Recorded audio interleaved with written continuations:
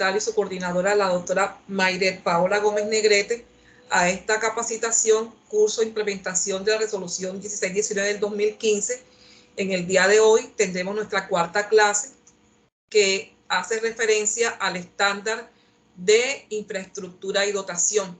En este momento, por lo menos ya la mayoría de ustedes tuvo el tiempo para realizar la evaluación correspondiente al estándar de talento humano. Les rogamos por favor mantener los micrófonos y las cámaras apagadas durante el evento, y para participar pueden por favor hacer uso del chat.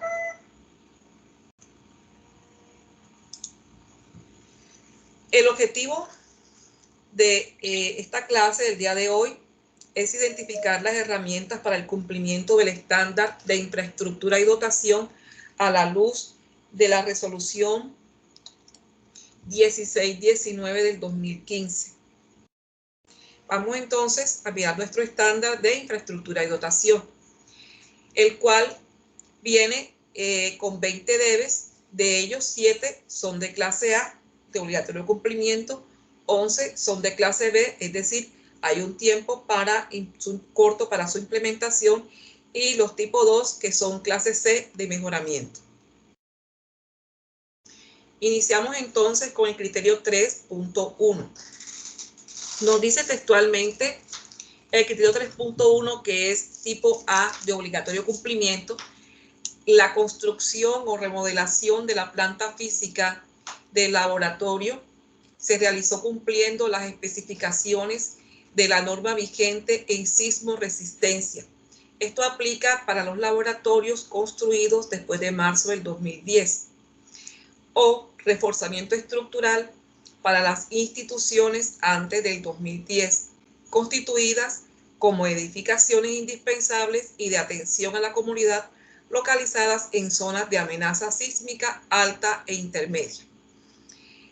Se trata aquí, nos lo dice la herramienta, que se verifique que el laboratorio pues esté construido de acuerdo a estas normas de sismoresistencia según la ley 400 del 97 y la norma de sismoresistencia del 2010.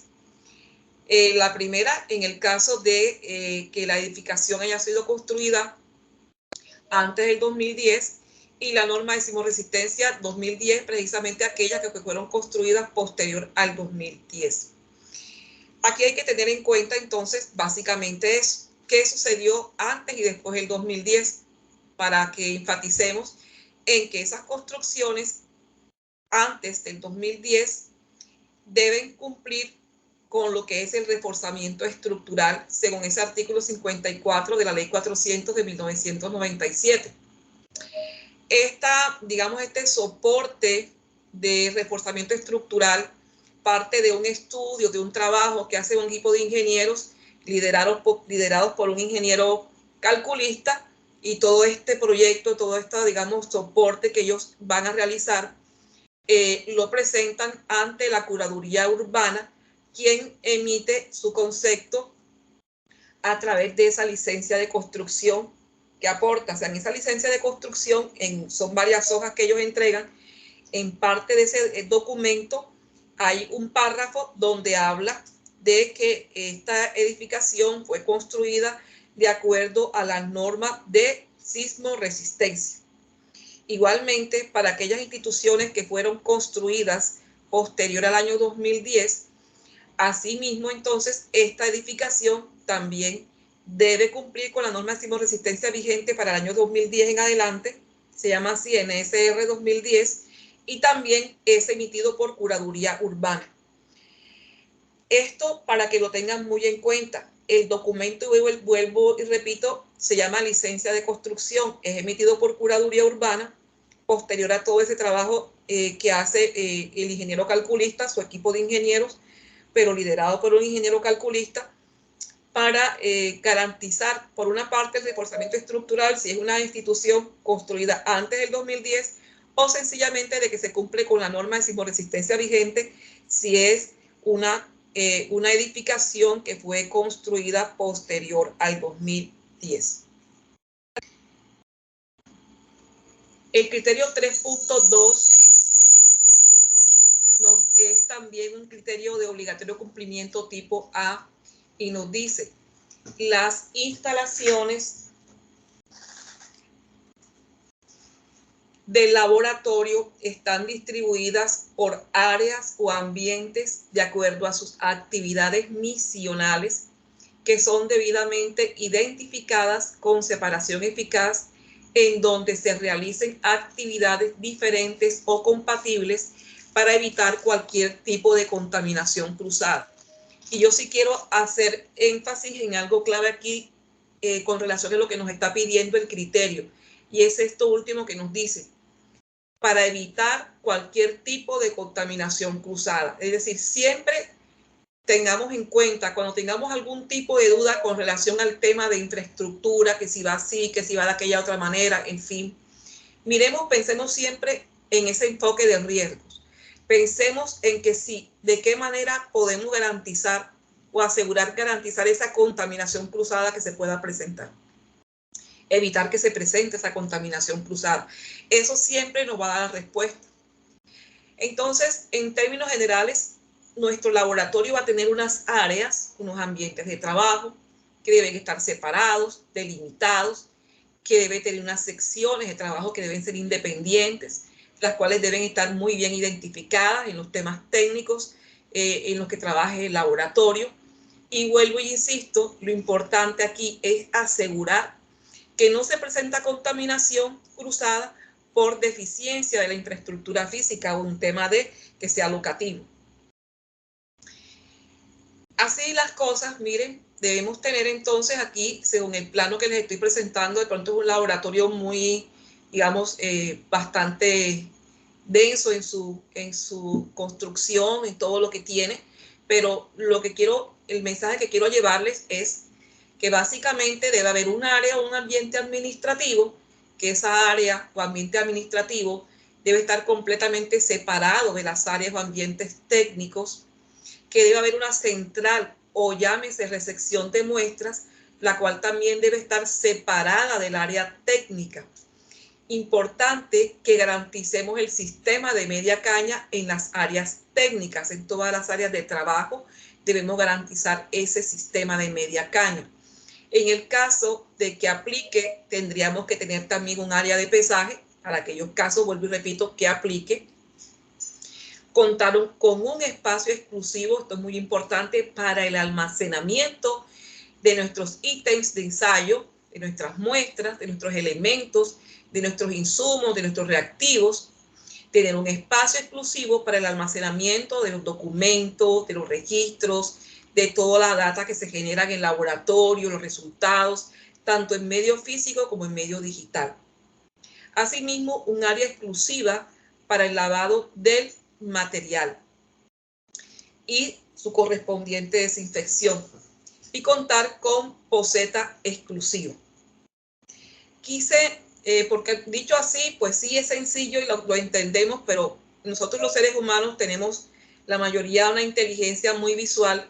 Por eso quise traerles entonces muy explicadito, y sobre todo para que le queden las presentaciones y cuando ustedes tengan ante una duda, la forma de poder consultar y ustedes mismos revisar, recordar también a través de la grabación que se les está haciendo cómo es el tema de la infraestructura cuando tengan esas inquietudes. Entonces, miren, voy a mostrar el paso a paso de lo que acabo de comentar.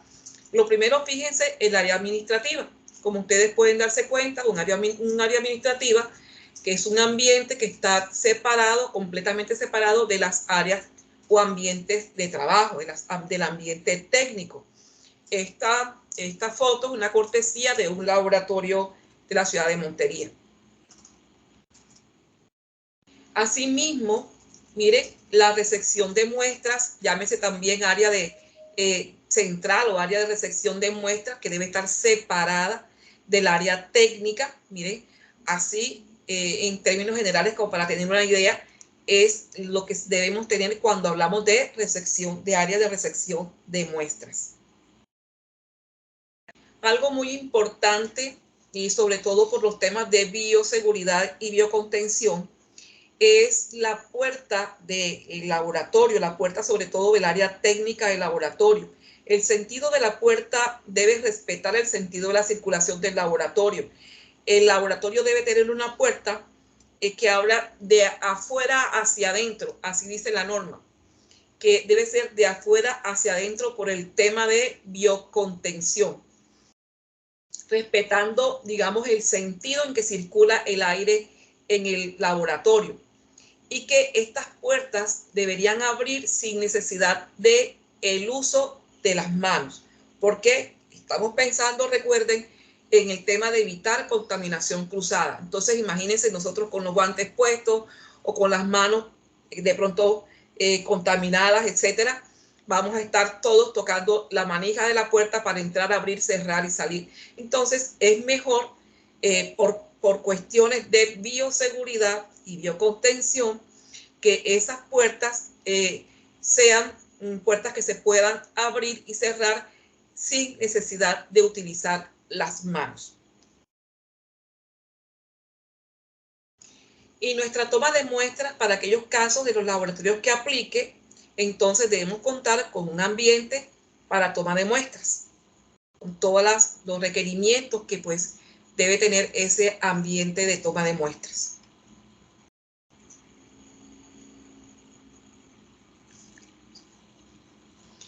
Luego tenemos entonces el área o ambiente para la preparación y separación y alistamiento de las muestras. Muchos lo llaman área de alistamiento, área de preparación, área de separación de muestras.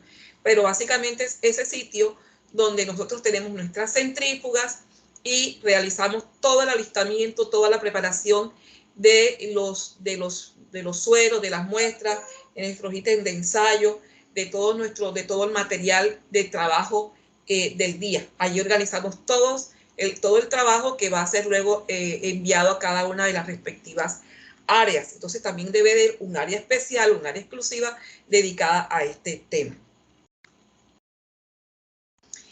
Insistiendo con el tema de media caña, entonces es importante que tengamos en cuenta qué es el sistema de media caña, ¿verdad? Entonces es esa unión que puede ser entre muros o paredes, entre piso y pared o entre techo y pared, para garantizar, ¿no?, que se pueda acceder de forma fácil a la limpieza.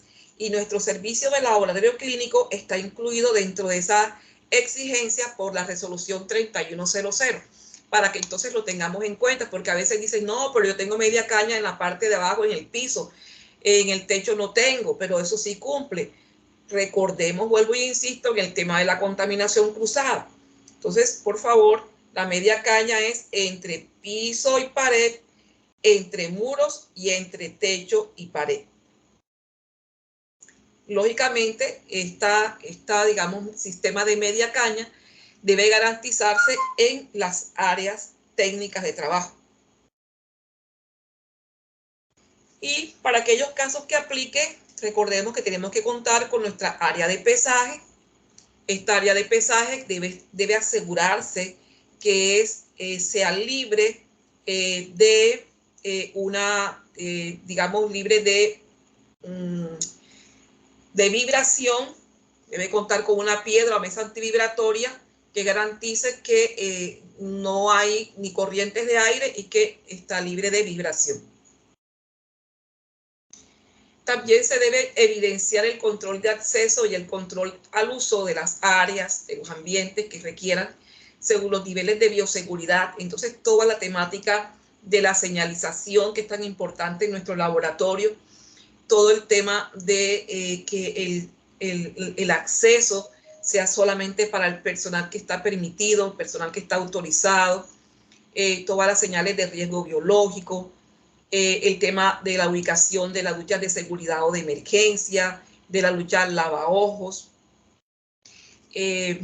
también todo el tema de la salida de emergencias en todos los pisos del laboratorio, la ubicación de la ruta de evacuación, que debe estar muy bien señalizada, los puntos de encuentro para los casos de que pueda presentarse una emergencia. Y todo esto, esta parte debe ir muy de la mano con las personas o con el comité que lidera el sistema de gestión de la salud y seguridad en el trabajo en la organización, en el laboratorio en este caso. Bueno, y continuando con algunos ejemplos muy visuales para lograr un mayor impacto en ustedes. Aquí, por ejemplo, le quise traer la evidencia del control de acceso al uso de las áreas o ambientes que lo requieran según los niveles de bioseguridad. Entonces, estamos viendo de la forma como se trata de lo que la norma está exigiendo en este sentido, de acceso restringido o el control del acceso a personal que no esté autorizado, o solo el acceso, que es lo mismo, al personal que está autorizado. Aquí también vimos el ejemplo del laboratorio de biología molecular, también con el ejemplo del control del acceso por el nivel de bioseguridad. Otro aspecto importante en nuestro laboratorio es que podamos contar con esos espacios libres entre los frentes de trabajo. A veces entiendo que por un tema de infraestructura, los espacios son muy, digamos, muy mínimos, son pequeños y no se cuenta con ese espacio suficiente que la norma pide que exista entre los frentes de trabajo. ¿Esto qué permite? Permite, por un lado, la movilización de los equipos, la fácil movilización del talento humano. Ante una emergencia va a ser mucho más fácil la movilización. Entonces es muy importante que contemos con esos espacios libres entre los diferentes ambientes o puestos de trabajo. Y como dije, esto se debe garantizar tanto en las condiciones de rutina como también deben ser pensadas, deben ser visionadas para aquellos casos de emergencia que se pudieran presentar. Otro aspecto importante que la norma nos habla, de lo que la norma nos habla, es el tema de la iluminación. Debe haber una buena iluminación, se debe garantizar, porque esto evita la fatiga visual del operario que está realizando las diferentes metodologías. Otro aspecto importante son los pisos antideslizantes que, pues por supuesto lo indican, son garantes de evitar que se puedan producir accidentes también porque el piso sea muy deslizable. El tema de las juntas entre baldosas que a veces quedan espacios y ahí se acumula también sucio, polvo, etcétera. Cuando hablamos de pisos antideslizantes, la norma lo que nos está diciendo es que garanticemos de verdad que contemos con esa superficie que sea verdaderamente antideslizante. Y un piso antideslizante es aquel en donde se aumenta el coeficiente de fricción y se genera esa superficie antideslizante. Y un piso antideslizante está garantizado a través de una ficha técnica. Es decir, para yo poder decir, el piso de mi laboratorio es antideslizante como la norma me pide, yo tengo que presentar la correspondiente ficha técnica, o que es lo mismo, hoja de seguridad del piso que yo estoy utilizando.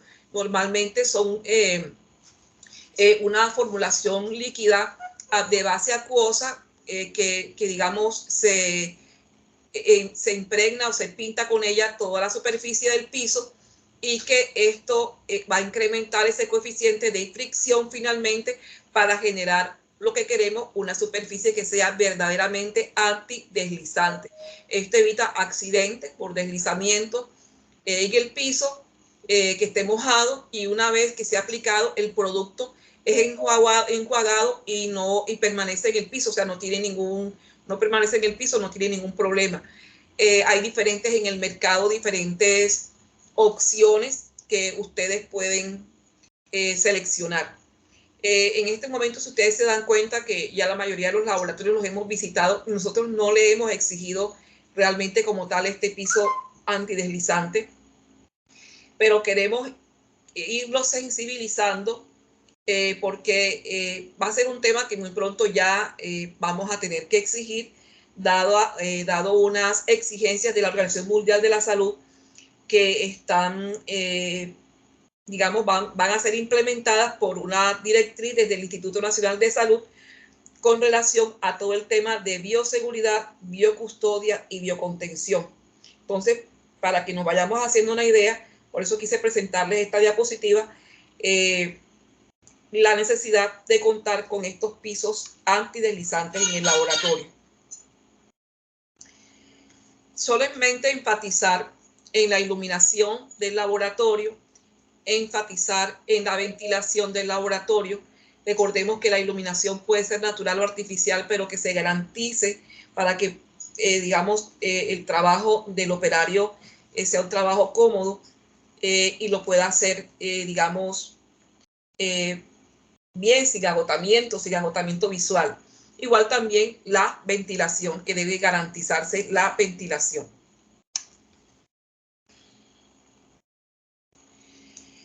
Evitando contaminación cruzada, quiero hacer énfasis también en esos ambientes que algunas veces son compartidos en las diferentes áreas de trabajo. Por ejemplo, en algunos laboratorios hemos visto que se comparte el trabajo de las micobacterias con microbiología. Comparten la misma cabina de bioseguridad.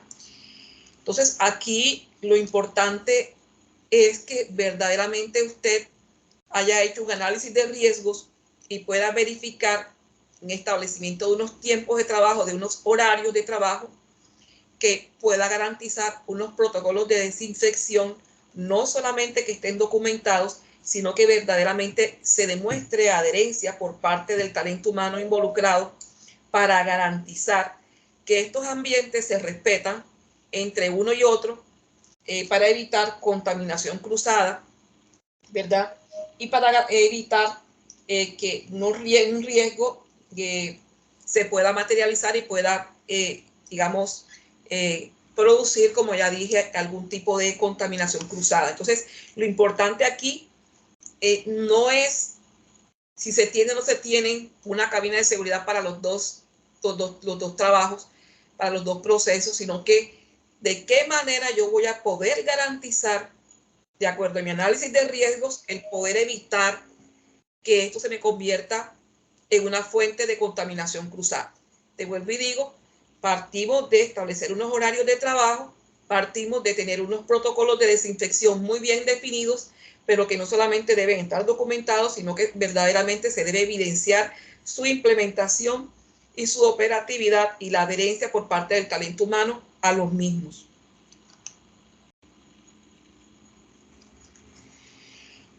También es muy importante que se puedan garantizar, en el laboratorio toda la temática de la parte locativa, el orden locativo del laboratorio, que responda de verdad a un proceso sistemático, un proceso dinámico, que esas condiciones de aseo, de limpieza, desinfección sean evidentes y que haya, digamos, adherencia a todos estos procesos. Recordemos que debemos evitar no solamente el mantener las condiciones ambientales de temperatura y humedad, sino también evitar las partículas de polvo, porque esas partículas de polvo también me intervienen, me impactan negativamente la validez de los resultados. Entonces, por eso es muy importante también garantizar esas condiciones de limpieza, desinfección, para evitar esas partículas de polvo en el ambiente del laboratorio. Solamente para enfatizar, 1619 no me habla de esto, pero recordemos que igual 1619 dice que tenemos que cumplir lo básico, que es 3100. Entonces, solamente quiero recordarles porque muchas veces nos preguntan en las visitas. Entonces, pues se trata de que en estas clases podamos también, digamos, responder todas esas inquietudes que muchos de ustedes prestadores tienen a la hora de recibir la visita por parte del Laboratorio de Salud Pública. Entonces, recordemos que una unidad sanitaria es aquella que cuenta con sanitario y lavamanos. Que una unidad sanitaria adaptada para personas con movilidad reducida es aquella que tiene sanitario, lavamanos, pero que debe garantizar un desplazamiento y maniobras en el interior del mismo, o sea, que garantice la maniobrabilidad de esa silla de ruedas, de esa persona que llega con un implemento caminador, por ejemplo, dentro de esa unidad sanitaria, que cuente con un sistema de alarma, un timbre, que la puerta sea corrediza o que en su defecto tenga apertura hacia el exterior. Entonces, miren, todas estas son las condiciones que debe tener esta unidad sanitaria para las personas con movilidad reducida. Asimismo, aclarar el concepto de lo que es la batería sanitaria. La batería sanitaria es un ambiente que cuenta con sanitarios en serie, con lavamanos, que debe estar discriminado por sexo, los servicios sanitarios están separados con barreras físicas, ya sean fijas, impermeables. Los espacios deben ser libres, que faciliten también la ventilación, el aseo, y adicionalmente deben tener un orinal para el sexo masculino. Ahora bien, mínimo uno de los sanitarios de la batería debe ser apto para esas personas con movilidad reducida y debe también estar discriminado por sexo. Doctora María Fermina, ¿tenemos alguna pregunta en el chat? No, señora, al momento no tenemos preguntas relacionadas con la temática.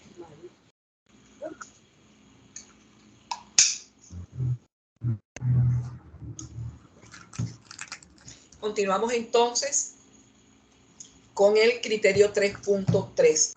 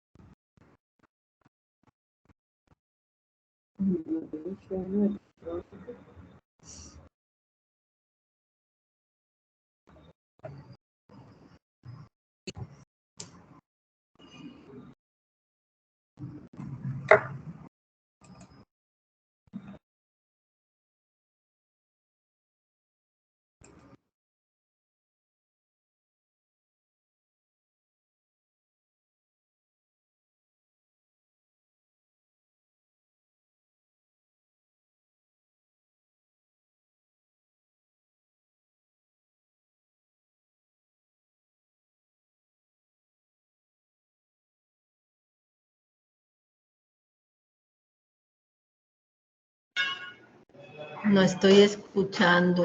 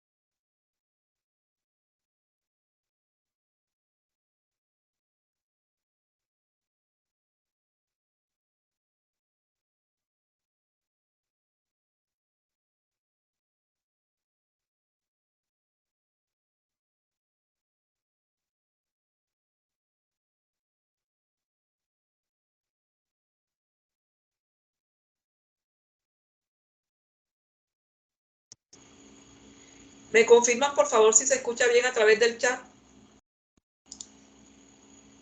Ok, entonces seguimos con el criterio 3.4. Es un criterio tipo B, es decir, que se le da un tiempo corto para su implementación. El laboratorio realiza el registro, seguimiento y control de condiciones ambientales como la humedad y temperatura y control microbiológico de ambientes y superficies en las áreas o ambientes que lo requieran. Esto es registrar, seguimiento, el realizar seguimiento y análisis de esas condiciones ambientales de las áreas técnicas y analizar ese impacto frente al uso de las áreas o ambientes para las metodologías que se realizan en el laboratorio. Entonces, aquí los temas de impacto son la variable temperatura, la variable humedad y que se garantice que ese ambiente esté libre de partículas de polvo. Recordemos que esas partículas de polvo, como les decía hace un instante, también pueden afectar o impactar la validez de nuestros resultados, de nuestras metodologías. La temperatura ideal del laboratorio, pues sabemos que es entre 18 y 20 grados centígrados, con una variación de más o menos 5 grados centígrados, y que el rango de humedad será entre 35 a 70 grados centígrados, considerándose, digamos, entre el 35 y el 55% como, digamos, lo ideal. Aquí quise traerles un ejemplo de un formato para que llevemos ese control, ese seguimiento de las condiciones de temperatura y humedad, pero no solamente para que lo registremos allí periódicamente, día a día, sino que también hagamos el correspondiente análisis. Entonces quiero hacer énfasis en este cuadrito final donde dice análisis de las condiciones ambientales. Entonces, por favor, si ustedes en su formato de control de temperatura y humedad no tienen este apartado final, les agradecemos que por favor lo incluyan, porque es muy importante. Sin este se les cae el estándar. Es decir, no solamente basta con registrar las condiciones de temperatura y humedad, sino que es muy importante que se realice ese seguimiento y ese análisis de las condiciones ambientales respectivas. Esto es, en caso de que yo digo, bueno, pero es que yo tengo bien mis condiciones ambientales, a mí nunca se me sale, pues yo debo registrar que que mis condiciones ambientales de temperatura y humedad se encuentran, digamos, son manejadas de manera satisfactoria, que no tengo ningún inconveniente, pero lo debo registrar. Porque en el caso que se presente, aquí tengo la oportunidad precisamente de realizar ese análisis para inmediatamente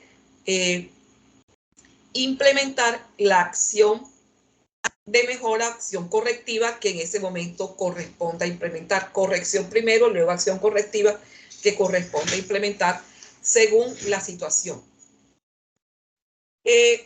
Hoy ya tenemos los data loggers que son unos dispositivos electrónicos que son utilizados para medir y registrar diferentes datos variables como la temperatura, la humedad, la presión.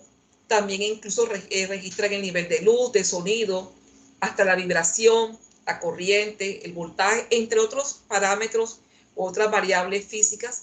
Pero aquí importante es que se usan en muchos laboratorios ya este data logger, porque es un sistema automático que va registrando minuto a minuto, segundo a segundo, esas condiciones de temperatura y humedad, y van registrando esas mínimas variables que se puedan, variaciones que se puedan presentar y que puedan estar afectando la validez de los resultados y que aparentemente no nos estamos dando cuenta. El sistema es muy amigable porque nos hace las gráficas, digamos, nos aporta toda la información necesaria suficiente para nosotros tomar las medidas que correspondan en caso de desviaciones.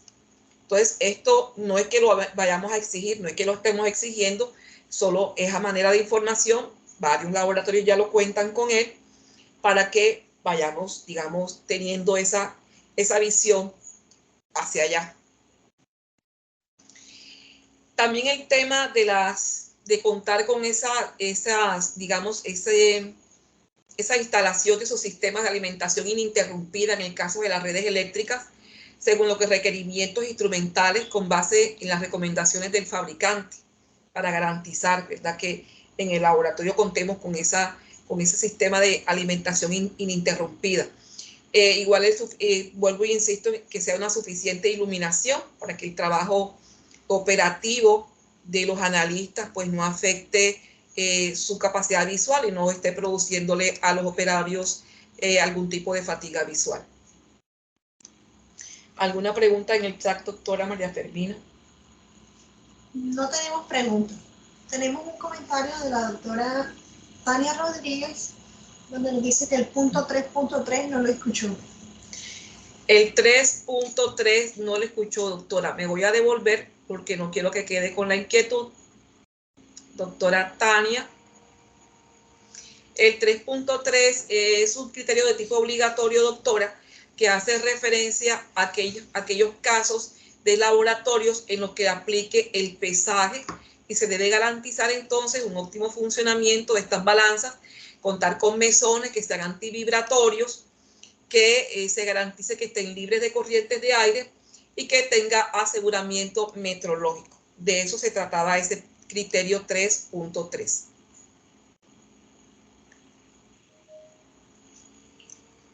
Bueno, seguimos con el criterio 3.5, es un criterio tipo B y nos dice, todos los ambientes o áreas del laboratorio requieran, están dotadas con tomas de agua y posetas funcionales que permiten la fácil limpieza de los materiales en procedimientos de lavado y descontaminación. Se trata aquí entonces de que se cuente así de sencillo. A través de la observación directa podemos ver que el laboratorio cuente con esas tomas, con esas posetas y esos ambientes, en los que se requieran. Aquí les quise dar entonces la foto de un área técnica y allí les coloqué como para indicarles que debe tener esa poseta exclusiva. Recordemos que si en el laboratorio tenemos un área de microbiología, en lo posible ojalá pudiéramos tener una poseta que sea específica, exclusiva para el área de microbiología. La norma no lo pide así, es solo una recomendación por tema de contaminación cruzada. Igual, digamos, los utensilios de aseo que se utilicen, esto es traperos, etcétera, que se utilicen en el área técnica no deben ser compartidos con los que se utilizan en las áreas administrativas. El criterio 3.6 es un criterio tipo B y nos dice, el laboratorio cuenta con desagües adecuados para evitar la contaminación cruzada. Entonces solamente se trata de que nosotros podamos evidenciar en el laboratorio que se cuentan con esas rejillas con su correspondiente desagüe. Entonces allí, si se dan cuenta, pues esa rejilla y ese desagüe no pertenecen a ese lugar, pero fue la mejor manera que encontré para que visualmente les quedara muy grabadito de que en las áreas técnicas debemos contar con ese desagüe provisto de rejillas. El criterio 3.7 es un criterio de obligatorio cumplimiento tipo A, que nos dice que el laboratorio cuenta con al menos un área o ambiente para el lavado de material. Se trata entonces de contar con la existencia de ese ambiente exclusivo para el lavado de material. Recordemos que cuando hablamos de ambiente en el laboratorio nos estamos refiriendo a esa división piso-techo que garantiza que sea eso, un ambiente. Es decir, no estamos hablando de un área, estamos hablando de un ambiente exclusivo piso-techo donde se realice esta actividad de lavado de material. Me disculpan esta foto que está bastante pixelada, fue la mejor que pude conseguir. Ojalá que algún laboratorio que tenga un área bien chévere de ambiente exclusivo para disponer del lavado de material me pudiera regalar una, porque para fines académicos en el Laboratorio de Salud Pública nos sirve bastante para estos casos de los cursos que dictamos a la red. Gracias. ¿Alguna pregunta en el chat, doctora? Bueno, seguimos entonces. El criterio 3.8 es un criterio tipo B que nos dice que las áreas o ambientes técnicos del laboratorio cuentan con un sistema de ventilación acorde con los procedimientos que se realizan. Entonces se trata de contar con un sistema de acondicionamiento de aire en el laboratorio y el mantenimiento de un flujo adecuado de las corrientes de aire, y que aquí es clave saber ubicar esos aires acondicionados. En este momento muchos laboratorios todavía utilizan los mini split, entonces esa ubicación de esos mini split que todavía se siguen utilizando tienen que estar ubicados en un sitio en donde se garantice la corriente de aire desde lo más limpio a lo menos limpio y no al revés. ¿Para qué? Para evitar contaminación cruzada. Igual también el sistema de inyección en el caso, o extracción en el caso de los aires que también deben garantizar el estado de estos filtros HEPA en aquellos casos de que se utilicen filtros HEPA. El sistema de ventilación mecánico, aquí quise presentarles pues el flujo de aire adecuado en el laboratorio, cómo debe ser, cómo debe moverse desde el área más limpia a la menos limpia, y que debe estar estratégicamente precisamente ubicado en esos aires acondicionados, y que los sistemas de inyección o extracción de aire por ambientes se debe revisar, también tener en cuenta en qué estado están esos filtros HEPA, que deben periódicamente revisarse, hacerles mantenimiento y cambiarlos, por supuesto.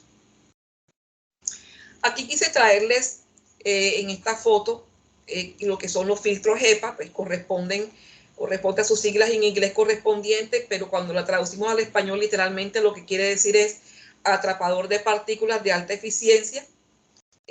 También son denominados filtros absolutos. Por allá en la década de los 50 ellos fueron, digamos, creados y exclusivamente estaban destinados a la industria militar, como generalmente la mayoría de este tipo de inventos.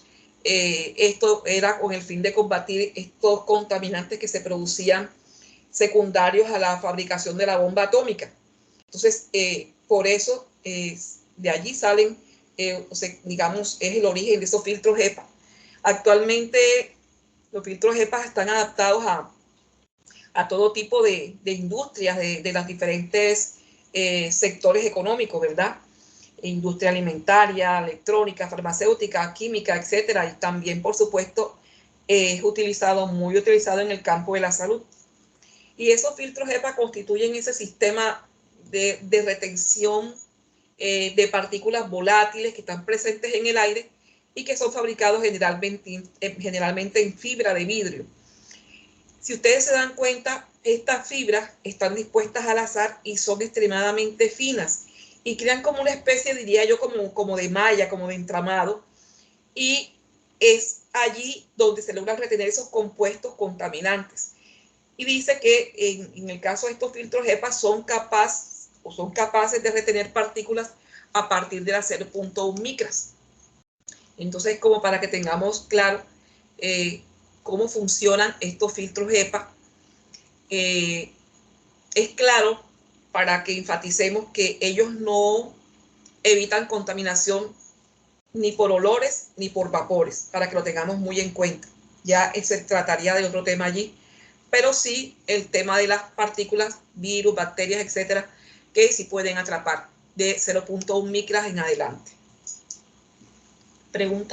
¿Hay preguntas en el chat? No, señora, momento no.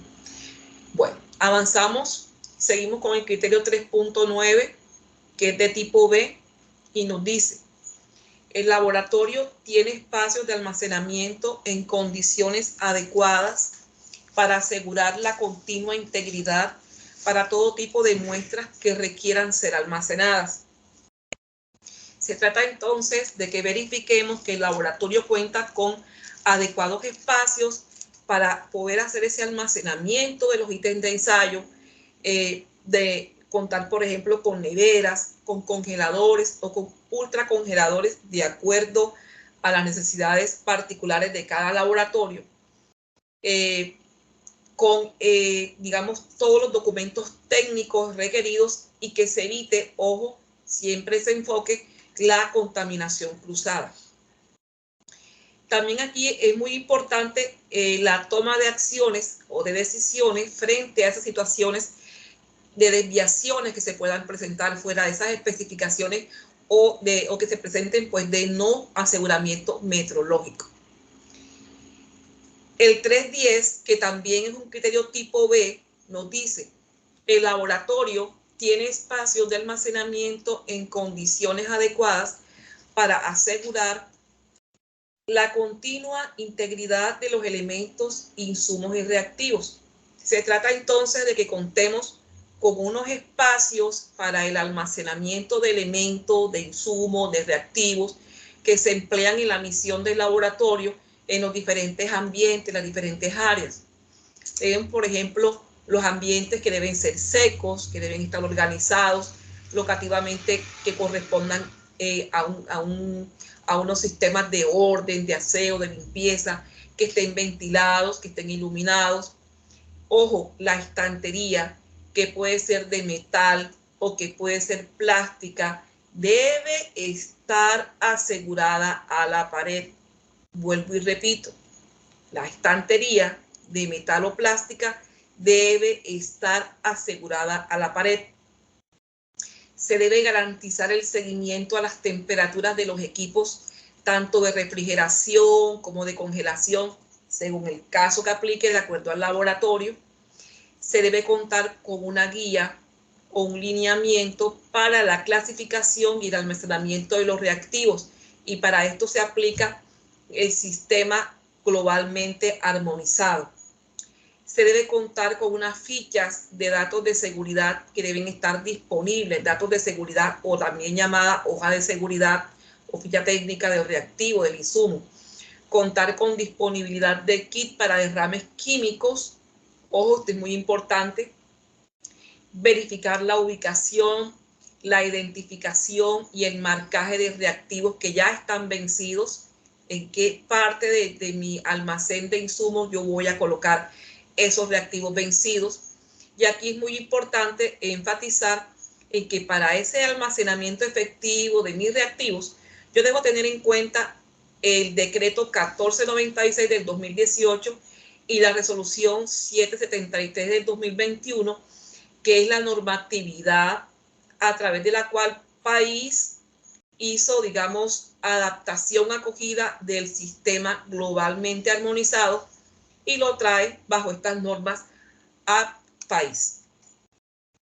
Aquí solamente para enfatizarles que la estantería debe estar levantada del piso, debe estar asegurada a la pared, que los recipientes con líquidos mayores volúmenes deben estar ubicados en la parte de abajo, que aquellos frascos altos deben estar hacia atrás, que los pequeños deben estar hacia adelante, que aquellos que sean considerados los más peligrosos por su ficha técnica deben ir abajo, y los más inofensivos o los que son inofensivos deben estar ubicados en la parte de arriba.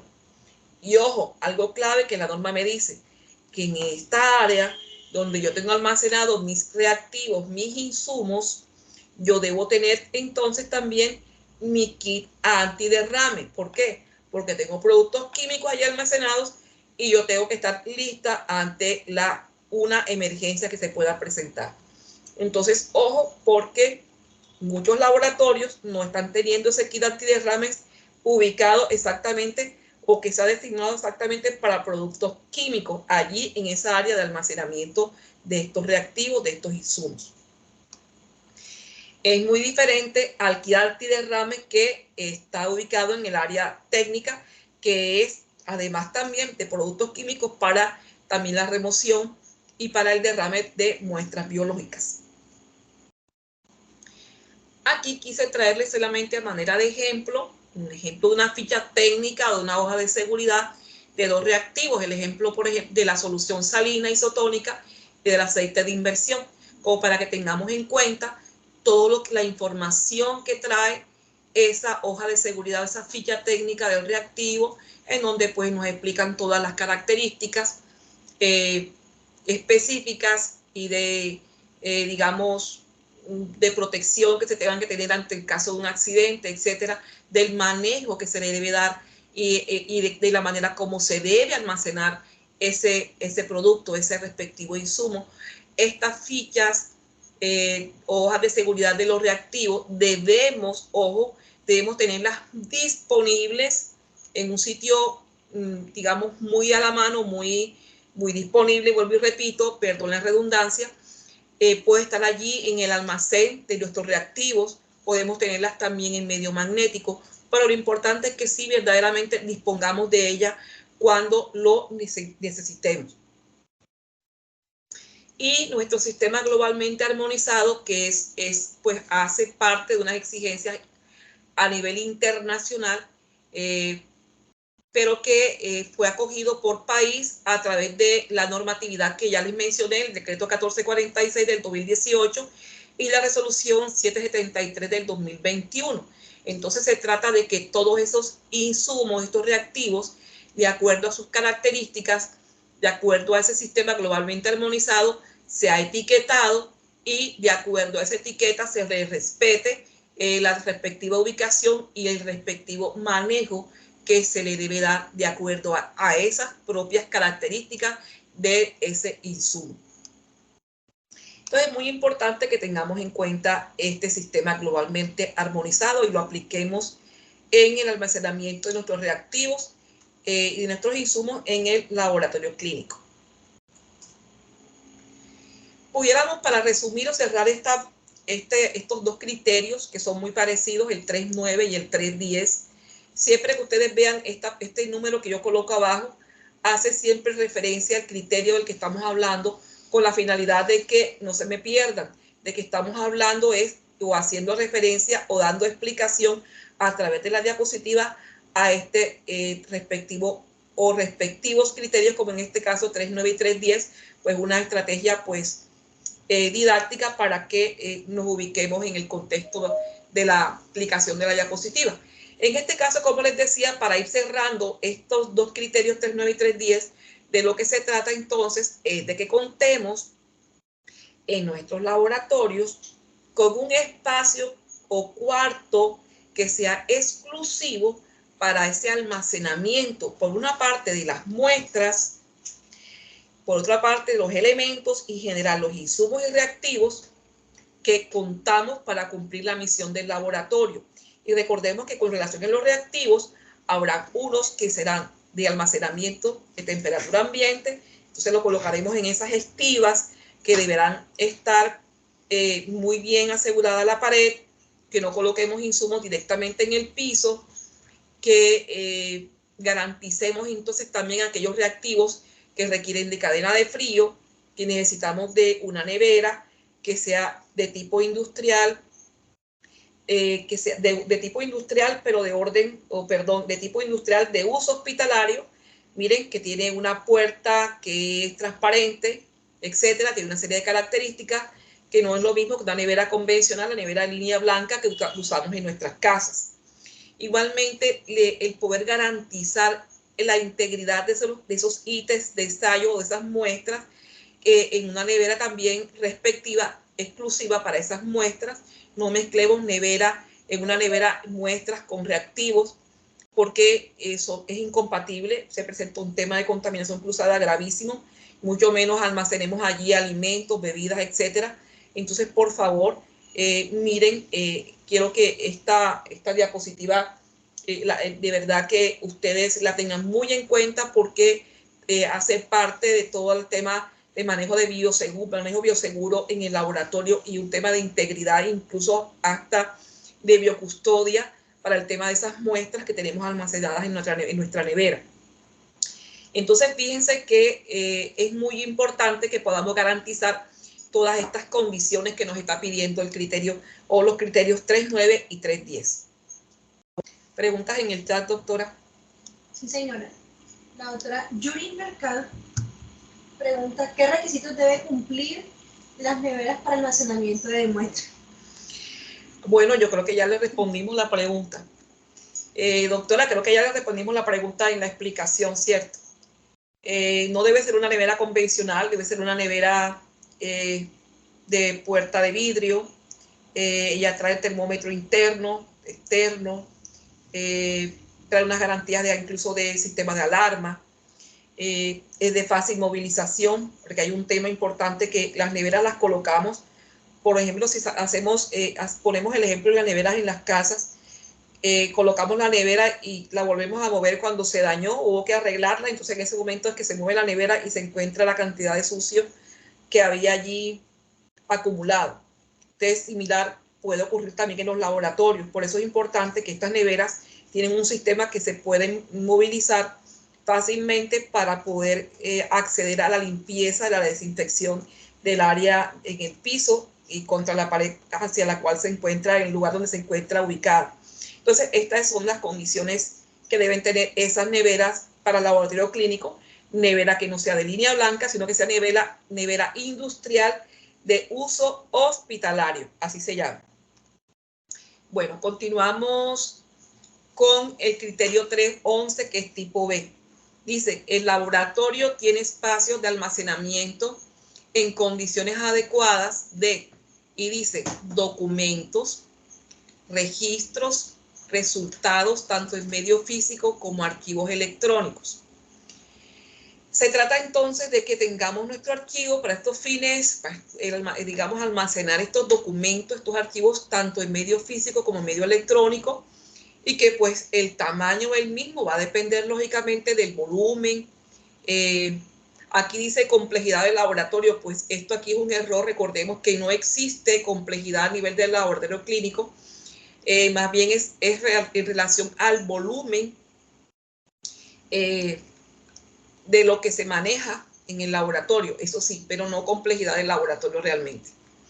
Bueno, se trata entonces aquí de que contemos con un espacio exclusivo para que realicemos ese almacenaje de esos documentos, de esos registros, de toda esa data, tanto en medio físico como en medio magnético.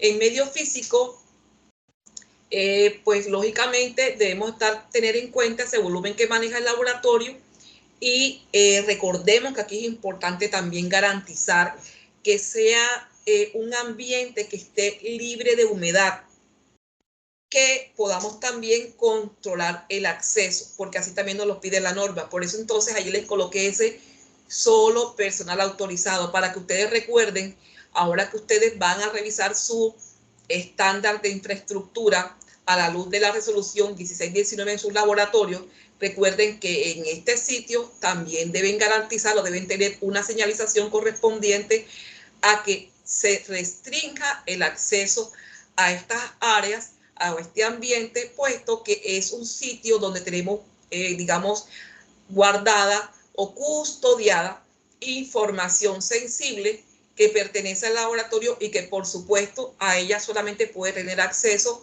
el personal que para ello esté autorizado. He visto que algunos auditores llegan a pedir termohigrómetro para esta área. Algunas personas me han comentado: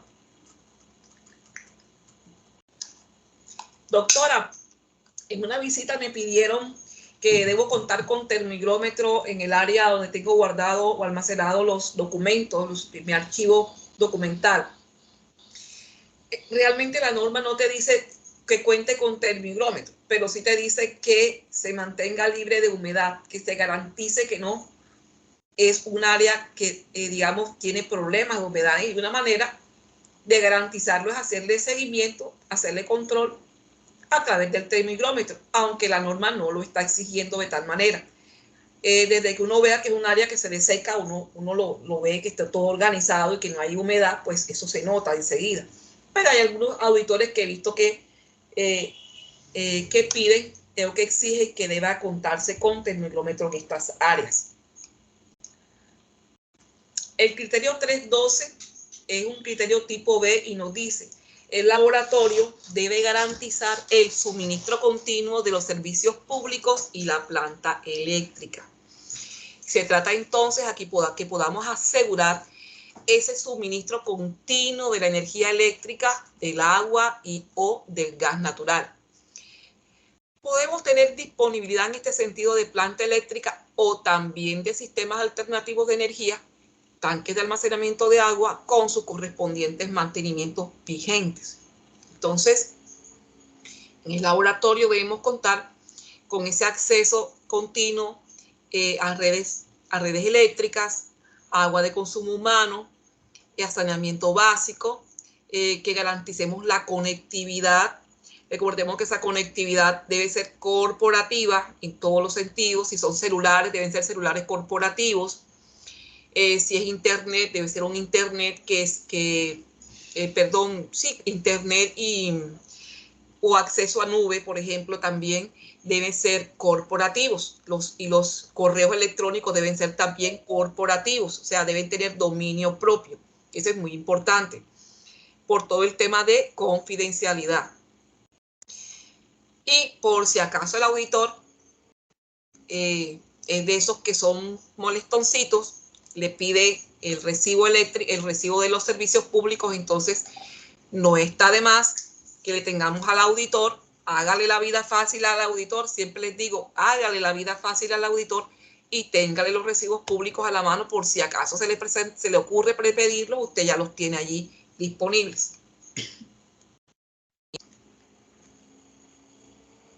En el chat tenemos una pregunta. Dígame, doctor. La doctora Yuri Mercado pregunta si el archivo puede ser solo magnético. Bueno, depende del laboratorio, vuelvo y digo.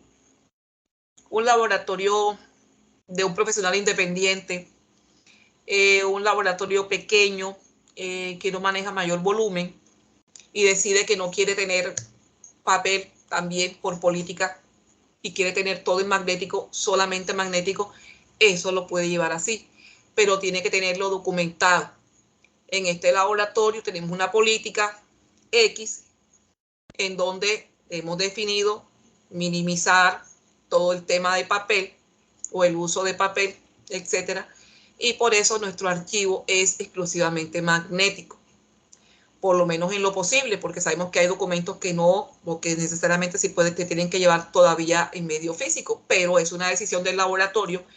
Lo que sí les digo es que esté documentada esa decisión, que se cuente con una política de cero papel o por lo menos de minimización del uso de papel. Y sí, claro que sí, es una decisión del laboratorio muy respetable y que es muy amigable con el medio ambiente. Como digo, de todas maneras hay documentos que sí se tienen que llevar en medio físico necesariamente, pero ya eso pues es un tema pues que ya es sensible. Sabemos que hay documentos que toca llevarlos de todas maneras en medio físico. Pero sí, doctora, sí. La respuesta es sí. Bueno, ¿no hay más preguntas? Ok. Bueno.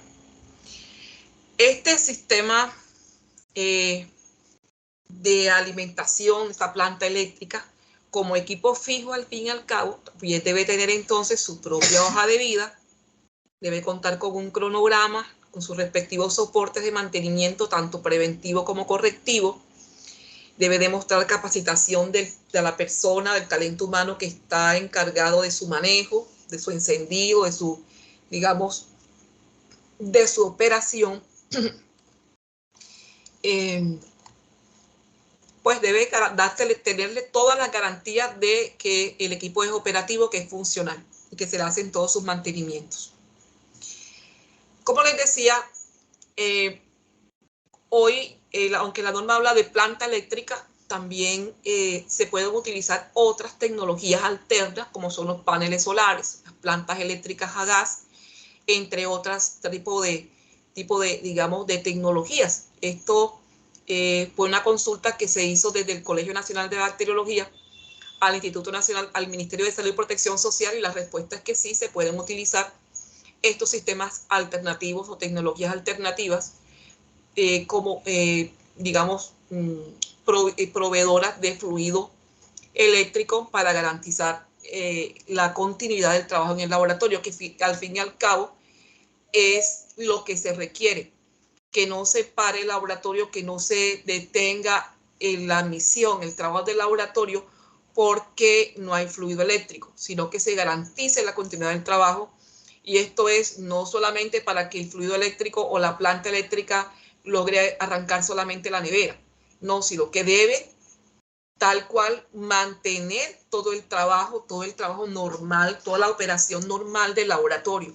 Recordemos que hay metódicas que se afectan por el fluido eléctrico, entonces se detiene el trabajo, la oportunidad de la entrega, se dañó la muestra, el reactivo se perdió, etcétera, porque no contábamos con fluido eléctrico. Entonces, toda esa, digamos, esa capacidad o robustez que debe tener la tecnología respectiva debe ser soportar todos los equipos del laboratorio de tal forma que se continúe normalmente con el trabajo, con la misión del laboratorio. Incluso debe ser un sistema alterno que debe, en lo posible, entrar a operar de manera automática. Otro aspecto importante a considerar dentro de la infraestructura para garantizar el evitar contaminación cruzada es el concepto sanitario que es emitido por la entidad de la jurisdicción. Debe garantizarse que se cuenta con agua de consumo humano, que se hace un adecuado manejo de la gestión integral de los residuos, que se garantizan digamos, estos sistemas de eliminación de plagas, que se contrata con una entidad que tiene, porque está avalada por la correspondiente Secretaría de Salud, que se cuentan o se garantizan esas condiciones locativas de orden, de aseo, de limpieza, y que obedecen realmente a, digamos, a un tema de cultura, un tema sistemático y dinámico en la organización. ¿Alguna otra pregunta en el chat, Doc?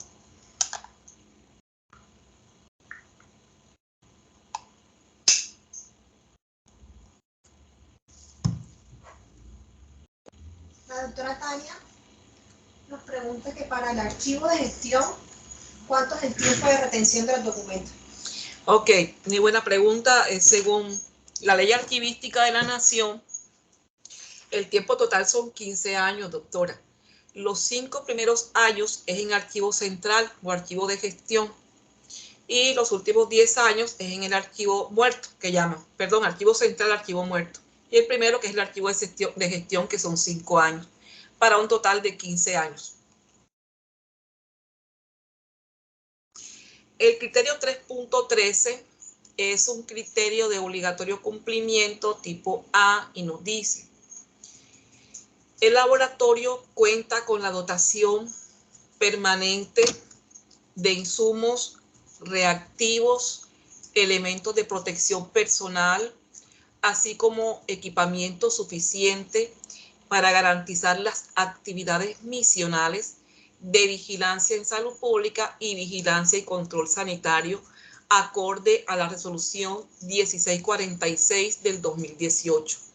Se trata entonces de que tengamos, para garantizar esa misión en nuestro laboratorio, todos esos equipamientos, todos esos insumos reactivos, elementos de protección personal, y que debemos tener en cuenta para ello lo que nos pide el anexo técnico de la resolución 1646 del 2018 y la resolución 561 del 2019, que es el tema RELAP.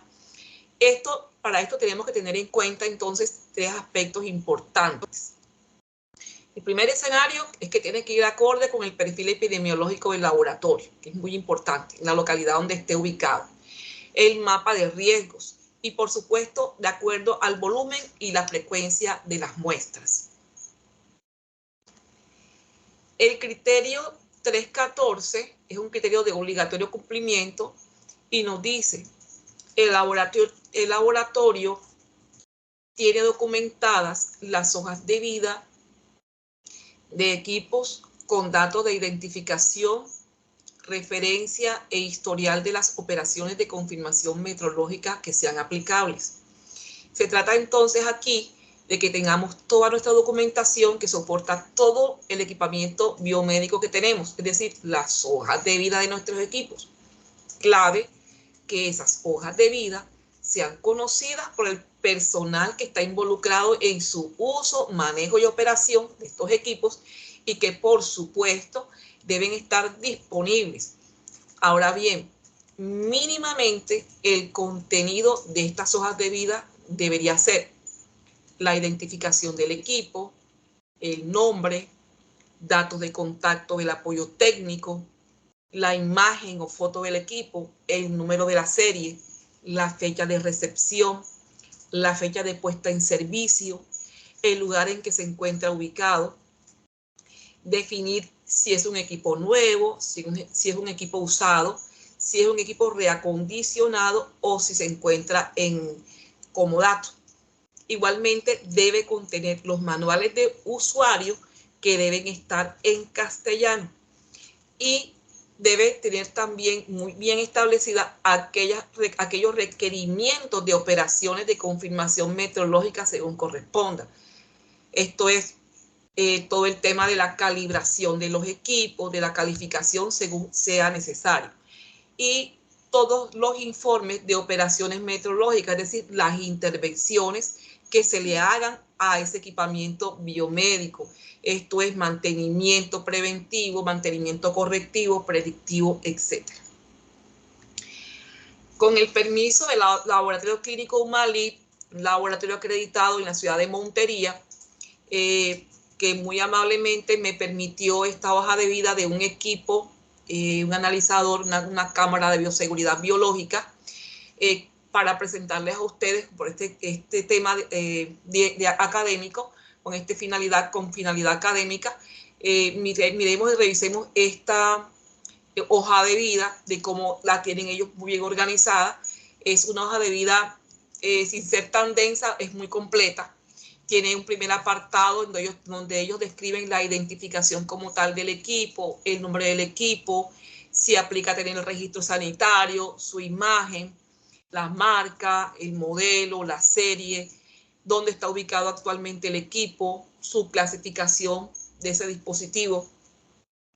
Luego viene un segundo apartado que contiene todos los datos de la instalación del equipo, la fecha en que se instaló, define si el equipo es propio, si está en apoyo tecnológico, si es usado, si es nuevo, si es reacondicionado, repotenciado, etc. Si está en garantía, si no está en garantía, la fecha de vencimiento de la garantía en caso de que esté en garantía. Luego viene un tercer apartado donde están todos los datos del fabricante o distribuidor, que es muy importante tenerlo a la mano para un tema digamos, de cualquier situación que ocurra con el equipo. Es muy importante tenerlo a la mano allí en esa hoja de vida. Un cuarto apartado en donde está todo el tema de todos los datos de mantenimiento y calibración, también de esa empresa que suministra el servicio de mantenimiento, de calibración, etcétera, según aplique. La empresa que suministra la calibración específicamente en caso de que aplique. También el tema de calificación, la documentación del equipo como tal, si el equipo cuenta en este momento con manual original, si está en medio físico o medio electrónico, si cuenta con instructivo de manejo.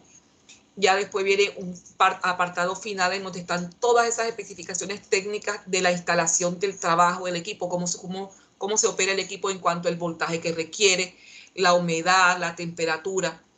Entonces miren que es una hoja de vida muy completa, en donde tiene todo, digamos, el contenido que se requiere para la trazabilidad del equipo biomédico en cuestión. Con esta diapositiva quise, digamos, traerles a ustedes porque muchas veces notamos que el prestador no tiene claro qué es lo que debe pedirle o qué es lo que debe entregarle el proveedor de servicios en un momento dado de la compra de un equipo biomédico. Entonces es muy importante, o de un dispositivo incluso. Entonces es muy importante saber qué es lo que usted le debe exigir a su proveedor de servicios, dependiendo de si el dispositivo o ese equipo biomédico corresponde a clase 1, a clase 2A, a clase 2B o clase 3. Entonces, de acuerdo a eso, todos, por ejemplo, deben traer la descripción del dispositivo. Todos, por ejemplo, deben venir con unos temas de estudios técnicos y de comprobaciones analíticas. Deben estar verificados, validados. Es decir, deben traer una calificación de su diseño. Deben venir con un certificado de análisis del producto que está terminado. Es decir, de acuerdo a la clasificación del riesgo, así será la información que debe entregarle su proveedor de servicios. Entonces, por esto, esta diapositiva se las quise traer para que la tuvieran en cuenta y muy a la mano para cualquier tipo de información que ustedes requieran con relación a lo que les acabo de mencionar. ¿Hay preguntas en el chat, Doc? No, señora. Bueno, avanzamos con el criterio 3.15. Es un criterio tipo B y nos dice, el laboratorio cuenta con manuales de uso o tiene documentado el procedimiento de manipulación, cuidado y utilización segura de cada uno de los equipos, señalando las precauciones que se deben tener en cuenta. Este es conocido y está disponible para el usuario.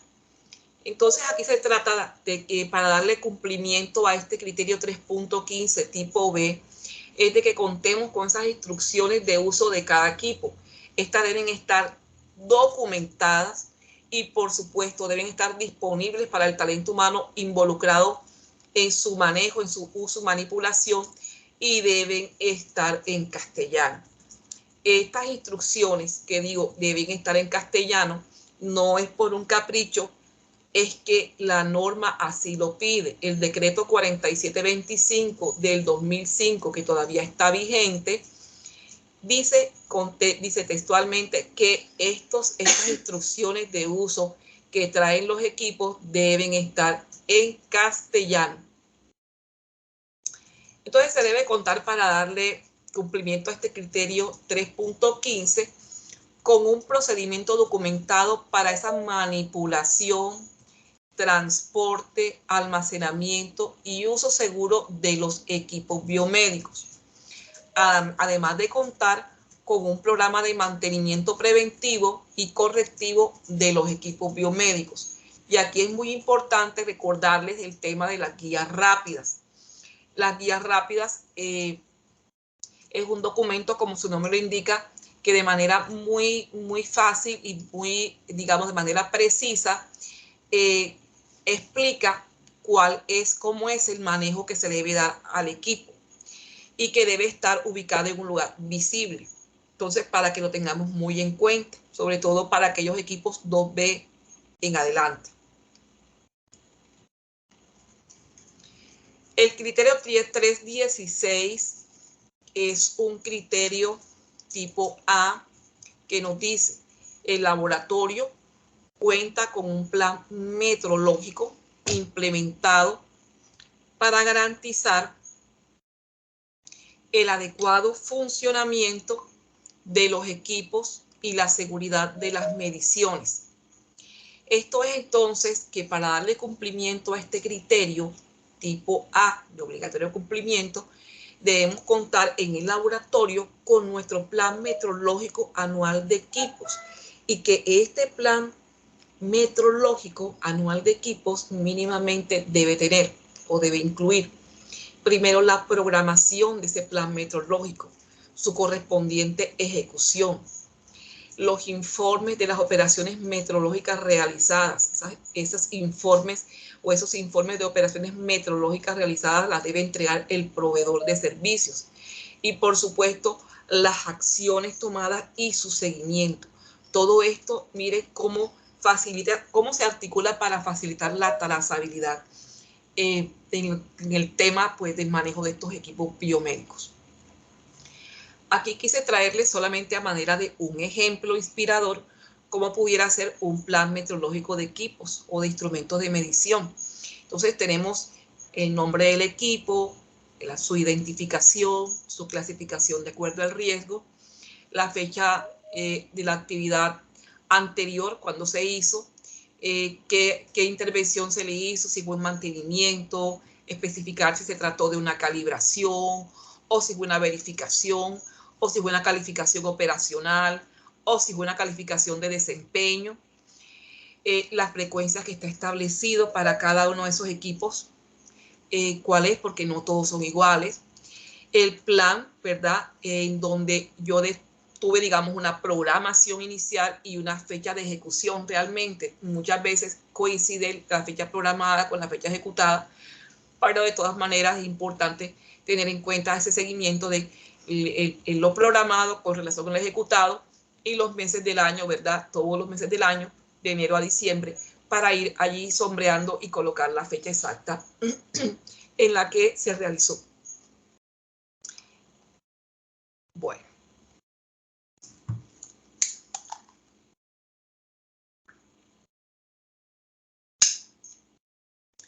El criterio 317 es un criterio tipo B y nos dice: el laboratorio tiene implementado un plan de mantenimiento a sus instalaciones físicas de forma periódica.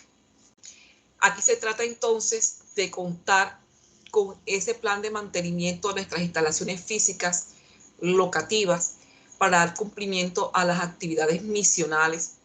Y debemos tener para ello un procedimiento o un plan de mantenimiento preventivo de esas instalaciones físicas y de esos equipos fijos, para lo cual además debemos tener asociado a ese procedimiento un cronograma y sus correspondientes registros que se convierten en evidencia, que dan cuenta de que ese procedimiento o ese plan de mantenimiento preventivo de las instalaciones físicas sí corresponde, digamos, a algo que es operativo, que es funcional en la organización. Aquí entonces el tema es que es importante a través de este procedimiento con sus correspondientes formatos asociados garantizar que las áreas y las superficies sean libres de polvo. Esto es muy importante. Recordemos que las partículas de polvo pueden invalidar nuestros resultados, pueden, digamos, mermar la validez de nuestros resultados, sencillamente invalidar nuestros resultados. Debemos también entonces contar con un protocolo de limpieza y de mantenimiento del tanque de agua y sus correspondientes registros asociados. Muchas veces este protocolo, este mantenimiento no lo realiza alguien dentro de la misma institución, sino que contratan a una persona, un externo, para que lo realice. Lo importante es que tengamos evidencia de que ese protocolo se cumpla como está documentado, o que es lo mismo decir que se documente tal cual se hace. Entonces, muy importante este tema, conocer cuál es la capacidad que tiene ese tanque de almacenamiento, cómo se limpia, cada cuánto se limpia, de qué forma se hace, quién lo hace, y que de verdad se tenga garantía de que es un trabajo de mantenimiento que se hace según los requerimientos para garantizar un tema aquí de bioseguridad.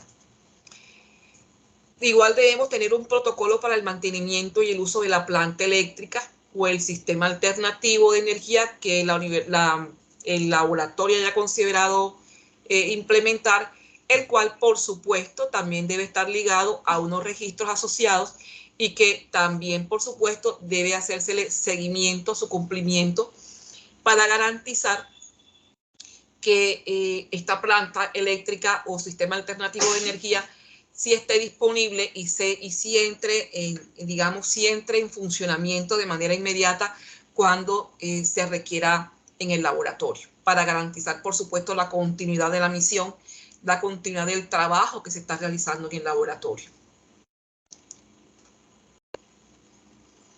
Bueno, yo creo que podemos llegar hasta este momento, porque para no, digamos, comenzar esta parte que es como una especie de resumen de todo lo que llevamos hasta ahora, no dejarlo como inconcluso. Esta parte la vamos a dejar para comenzar con este resumen, que es lo que viene ahora, un resumen de lo que llevamos hasta ahora con relación a este estándar de infraestructura y dotación, y luego sí terminar los puntos finales, porque llega hasta el 20. Son poquitos los que faltan, pero esta parte que traigo acá es un resumen muy importante de todo lo que hasta ahora acá, digamos, hemos presentado.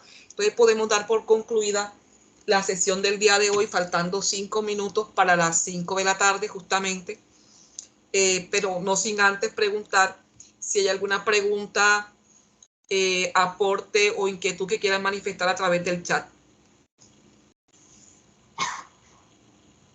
¿No hay preguntas?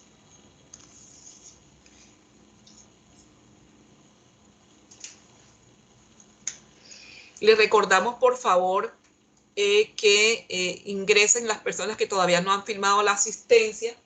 Mirar que ahí en el chat tienen disponible el enlace de asistencia para que por favor lo puedan firmar. En este momento ya vamos a cerrar la grabación, que ustedes saben que siempre hacemos para enviárselas a ustedes y puedan tenerla a la mano para su correspondiente retroalimentación cuando sea requerida. Y le damos las gracias en nombre de la Laboratorio de Salud Pública Departamental y en nombre de su coordinadora, la doctora Mayre Paula Gómez Negrete, por aceptar esta convocatoria a este curso de implementación de la resolución 1619 del 2015. Entonces, pues, esperamos que continúen todos muy juiciosos con este curso. Una feliz tarde para todos y muchas gracias.